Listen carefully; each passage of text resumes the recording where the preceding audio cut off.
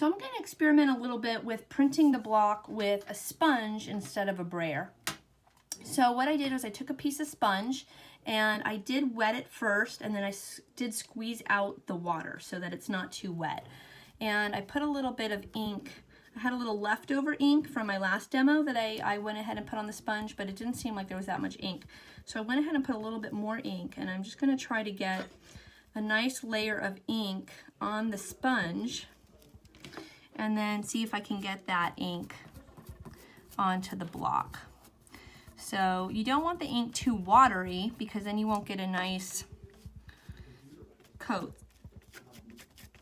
And I'm going to go ahead and just press the ink onto the block, trying to get all the flat surfaces covered with ink, but obviously not pressing too hard that I'm getting it inside the carved areas.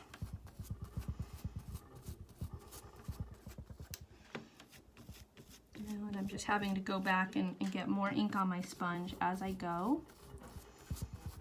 And I'm just doing a dabbing motion all the way across, finding areas where it doesn't look totally covered, and going back to get a little bit more on those areas.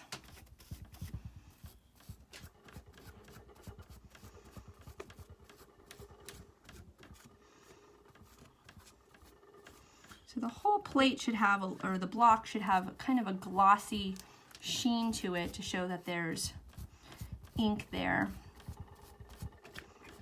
And these speedball inks that I'm using do dry faster, but if you're using the etching ink, you should have a lot more working time. All right, so I think I have a pretty good layer of ink there. So I'm gonna go ahead and put my sponge and my inking surface aside. I'm gonna wipe my fingers so that I get any little residual ink off. And I'm gonna grab my jig. I'm gonna grab a fresh piece of paper, and I'm gonna put my block right inside the jig here, right up against that edge. Again, have my little rag here to keep my fingers clean, otherwise it'll get on my paper. And then for my paper, that lines up along this edge of the jig. So I'm just gonna line it up in that corner, drop it down, and as soon as it drops down, I'm gonna put my hand on there, because once the paper touches the block, it'll stick and I can move the jig out of the way. I can see my hands are still a little dirty. All right, so you can go ahead and burnish right onto the paper, or if you prefer, you can take a piece of scrap paper as a little bit of a barrier. And I'm just gonna go ahead and I'm gonna do circular motion. I wanna make sure I get the whole block. So I'm gonna start at the top, and I'm gonna do a circular motion all the way across, making sure I get the edges. Now this block, I'm still carving. I'm not done carving it yet, and I use the Mod Podge transfer technique. So it does still have some surface variation that I'll want to get rid of before I print my final edition. But for proofing purposes, it's okay.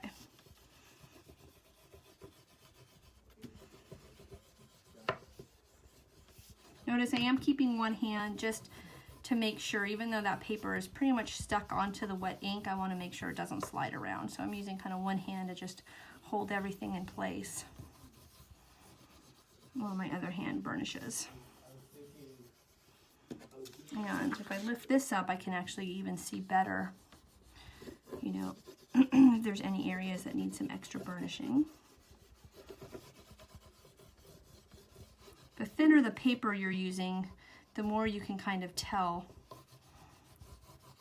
how you're doing. But you can always hold on to it, and you can always pull up and take a peek, and you can get a sense there of, you know, how much is transferred or not transferred. Now, in my couple little experiments I've done, it is a little trickier to get a nice even coat of ink using the sponge, but with a little bit of practice, it's definitely possible.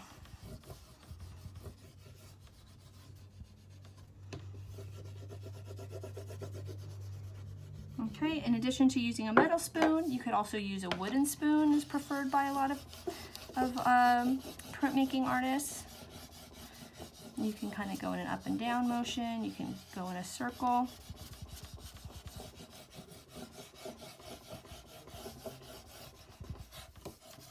If you have a thicker paper, some artists do like to dampen the paper first with a little spray bottle. You don't want it sopping wet, but you could definitely spray it. You could even spray it and then blot it inside of a clean towel. And you can experiment with that. If you are using damp paper, you definitely want to put a dry paper on top before you burnish, else you'll just rip your paper. All right, and for sponge inking, that came out pretty good. So here it is inked with the sponge. Here it is inked with the brayer. So pretty darn close.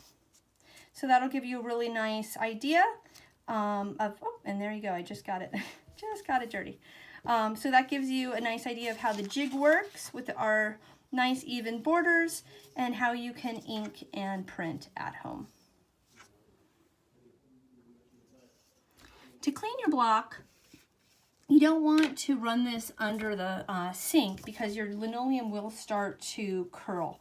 So what I like to do is I just take a scrap piece of paper to get any excess ink off.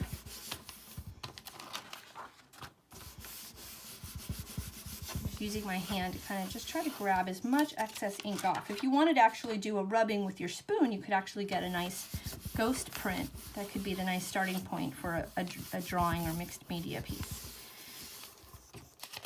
Okay, so I got some of that extra off, and then what I'm going to do is I'm just going to use, I have these baby wipes, so I'm just going to go ahead and use a baby wipe, but you could also just use a damp rag.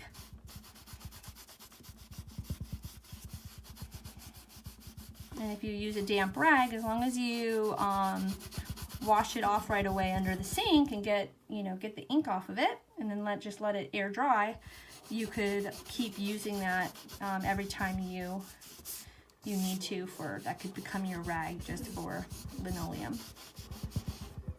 Once the ink starts to dry on there, you may not work quite as well. So I just use that old one first. You could also just use a damp paper towel.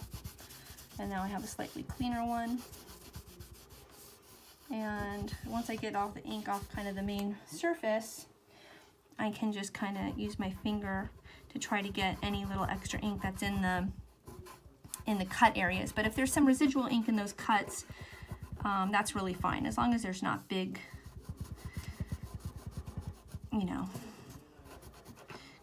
blobs of ink in there, you're fine.